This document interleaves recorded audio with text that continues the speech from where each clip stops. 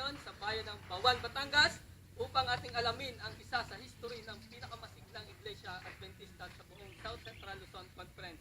At ngayon po ay kasama ko si Joy! At ako naman si JM. at ako naman po si Micah para sa isang edisyon ng Lakbay Gabay, amin to. Sama kayo. So ngayon po ay excited na kaming malaman ang history ng Bawan Adventist Church. So paano guys? Tara na! Oh, teka muna, paano tayo pupunta doon? Ano? Ayun o, may tricycle. Ay, para! Ano, pwede ba kaming ihatid sa pinakamalapit na Adventista dito? Sige, nila ko yun. Yung elder ng Adventist sa Bawan. Oh, sige, tara! Tara na, sakay na tayo! Tara, sama kayo!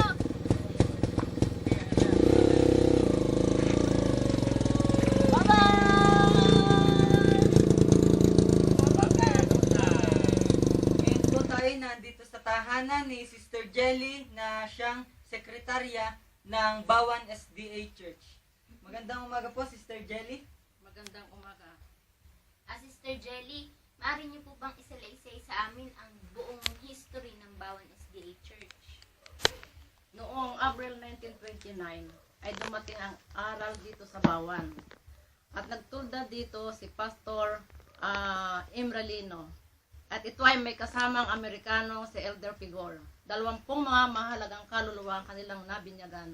Ang unang kapilya ay itinayo sa kalinang San Agustin sa dakong kanluran ng bayan. Pagkalipas ng 5 taon, pinagkaisahan ng mga kapatid na ang kapilya ay ilipat sa Pandayan upang ito'y mapalapit sa mga kapatiran sa lupa ng magkapatid na Sabina at Maria Garcia noong 1934. Pinagpala ng Panginoon ang nasabing iglesia, masigasig sa pangangaral at dumarami ang mga kaanib, mga kapatid. Noong February 5, 1945, sinunog ng mga kawal ng Hapones at nakasama ang ating kapilya.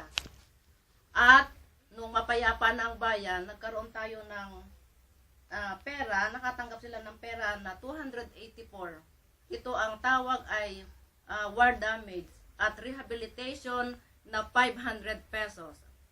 Ang ginawa sa pera ay pinagpatayo ulit ito ng kapilya at ang lupa ay binabayaran ng South Central Luzon Mission sa halagang 100 piso. Ito ay pangalawang lipat ng kapilya noong 1949. Noong 1965, nagtayo ng church school. Ito ay sa pangunguna ni kapatid na Eladio at ng school board, church board at mga kaanib ng iglesia.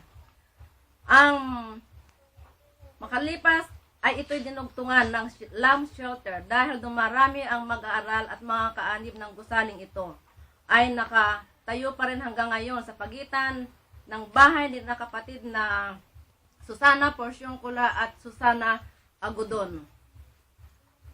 Dumaan ang mga taon, ang church school ay inilipat sa Villa Florentina at 1972 inilipat din ang kapilya. December 20, 1975, itinayo ang batong panulok na pinagtatayuan ng kapilya natin ngayon. Patuloy na pinagpala ang iglesia ng Bawan at ito ay nagkaroon pa ng mga anak na iglesia. Ito ay ang Dagatan, ang Mabini, ang Durungaw at ang Banaba. At nagkaroon pa ng 2 company. Ito ay ang San Antonio at ang Puok ng Kapitan. At sa ngayon, patuloy na pinagpapala ang Bawan SDA Church. At ito, nakikita natin ang magandang kapilya na pinagdarausan ngayon ng ating anibersaryo. Ganun po pala nangyari, Sister Jelly. So, salamat po sa inyong pagsasalaysay sa amin ng buong history ng Bawan SDA Church. So, maraming salamat po, Sister Jelly. Maraming Oh, salamat. Salamat po. Salamat po. Sige po. ngayon po ay ating narinig mula kay Sister Jelly